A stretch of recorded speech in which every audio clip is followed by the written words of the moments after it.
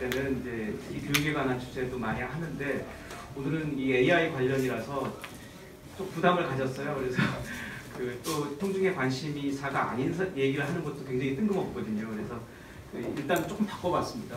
오늘은 수학자로서의 모자를 갖고 얘기하려고 하는데요. 이런 데이터를 얘기할 때 우리는 메디컬 AI에 대해서 얘기하고 있지만 이제 우리 사회에서 이제 그러니까 어떤 데이터의 폭증이 좀 일어나고 있고 그러다 보니 사실과 소문이 섞여서 혼란스러운 경우가 굉장히 많아지고 있잖아요. 그리고 이제 그런 과정에서 각종 음모론이 넘칩니다.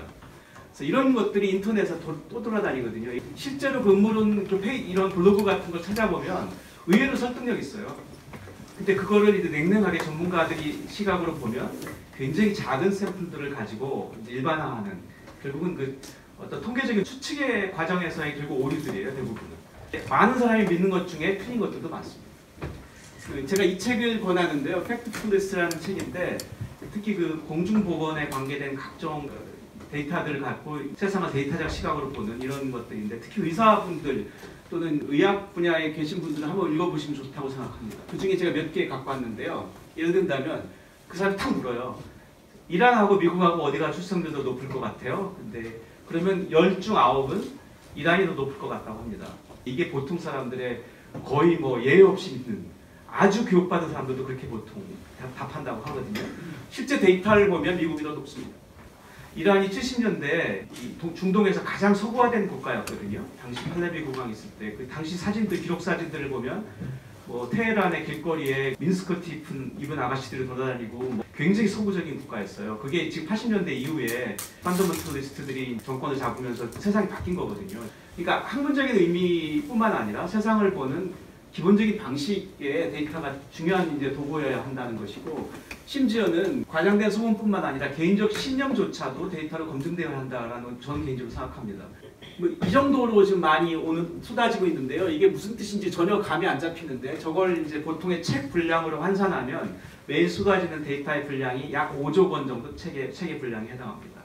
그래서 실제로 이걸 가지고 계산을 해보면 2015년 이후에 세상에 출현한 정보의 총량이 그 이전 인류 문명이 2000년 동안 쌓인 그 정보의 총량보다 많습니다. 여러 가지 문제가 나타납니다. 예를 든다면 뭐 당장에 지식이 낡아지는 속도가 빨라지죠. 금방 낡은 지식이 되는 거죠. 새로운 걸로 리플레이스 되고. 그래서 그 교육의 패러다임이 바뀐다는 말도 그래서 해요. 왜냐하면 예전에는 학교에서 배우고 보통 배운 거 가지고 평생 먹고 살았거든요. 근데 지금은 몇 년 못 버티는 거죠. 금방 낡은 지식이 될 거니까. 예전에는 교육이라는 게 초중고가 있고 고등교육이 있고 뭐 이렇게 평생교육이 있고 여러 단계가 있는데요. 보통 평생교육이 차지하는 비중이 10%가 안 됐어요. 근데 지금의 추세로 보면 평생교육이 전체 교육 시스템에서 차지하는 비중이 앞으로 50%가 넘을 거라고들 그래요. 이런 게 이제 변한 거예요. 이 정도로 많은 데이터들이 쏟아지다 보니 생기는 새로운 현상들이에요. 교육도 완전히 이전의 교육과 바뀌는 거고 평생교육이라는 게 이제 어떤 전문성의 업데이트라는 의미로 새롭게 지금 포뮬레이트 되는 거고 이런 거죠. 그 구글이 지금은 뭐 엄청나게 큰 기업이 됐지만 원래 처음 시작할 때는 검색 엔진으로 출발했습니다. 이 페이지는 레리 페이지, 코파운더 레리 페이지 페이지예요.